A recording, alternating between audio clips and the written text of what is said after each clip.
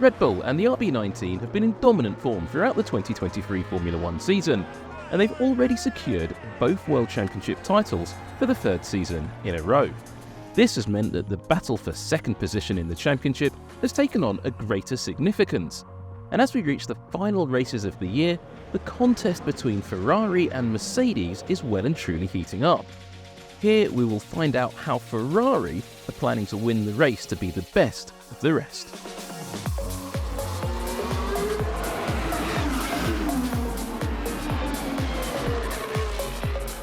In many ways, the design and overall concept of this season's SF23 chassis started early in 2022, when Ferrari took a unique route with the design of the F175.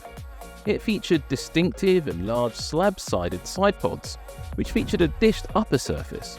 It was quite unlike anything seen before, though it soon emerged that this design was aimed at reducing aerodynamic drag, and it was seemingly quite effective. It should come as no surprise then that the team opted to continue with a more extreme evolution of this concept with its 2023 design. One major change was the relocation of the track rod in the front suspension to a new lower position, something that the wind tunnel suggested would bring some aerodynamic gains. Further upgrades on the SF23 started almost as soon as the season got underway, and the Italian team has continued to introduce a season-long drip feed of smaller developments as they learn more about their car. While this iterative approach has defined Ferrari's development program this year, there is one major exception: a massive upgrade at the Spanish Grand Prix.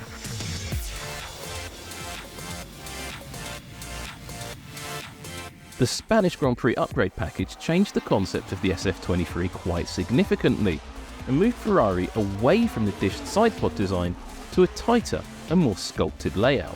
Gone were the slab sides with more sculpted outer edges in their place. And while it still retained those drag-reducing gullies on the upper surface of the bodywork, the overall shape of the side pod was completely changed and much tighter. Ironically, this upgrade appears to have taken inspiration from designs seen on the Alpine and on the Aston Martin, which themselves drew inspiration from the shape seen on the F175. These changes, along with a new cooling system layout, introduced a wider and flatter top surface with a narrowed channel running through the centre of the side pod area, aimed at improving airflow at the rear of the car and giving the team a step forwards in overall aerodynamic efficiency. The learnings from that upgrade package helped Ferrari understand the new concept a little better, which allowed them to develop a range of new parts, largely focused on two main areas of the car: the floor and the front wing.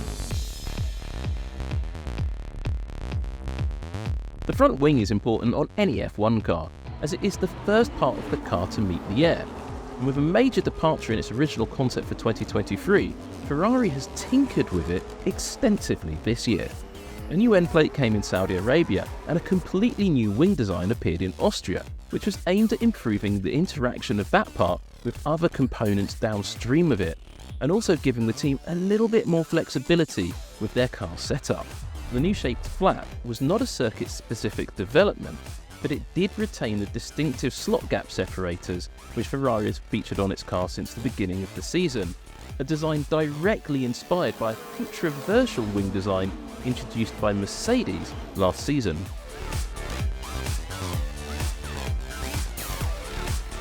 Ferrari has introduced major developments to the floor 4 times so far this year, with revisions to the floor edge coming in Saudi Arabia, a completely new floor arriving in Miami, and another one in Japan. The Japan update package attempted to reduce some of the aerodynamic losses received from the front end of the car along the length of the floor through introducing modified floor fences at the leading edge of the floor assembly. The shape of the fences and their attachment to the leading edge of the floor were also adjusted to help alter the airflow's relationship with the floor's ceiling. Overall, the team looked to maximise both aerodynamic efficiency and downforce, while avoiding the dreaded aerodynamic oscillations known as porpoising that made the F175 just so uncomfortable to drive.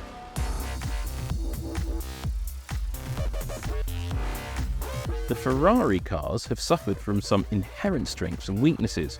The SF23 performs best at either of the extreme scenarios, either on high downforce tracks or low downforce tracks, with a lot of its problems stemming from the mid-range tracks. At the low downforce track at Monza, the team introduced a circuit-specific package with a low-drag front and rear wing. These were designed to maximise the team's chances of success on home soil, with the reward being a morale-boosting pole position. Carlos Sainz takes pole position to raise a roar from the crowd! And the opportunity to fight with Red Bull for victory in front of the Tifosi on race day.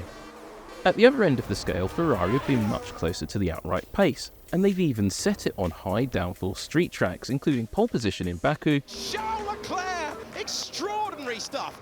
And victory in Singapore. Carlos Sainz, the winner of the Singapore Grand Prix! Making them one of the only teams other than Red Bull to win a race this year, and proving the true potential of the SF23. Even considering the major package of parts in Spain, the iterative development approach of Ferrari has allowed the engineering team to fine-tune the SF23 for different downforce levels.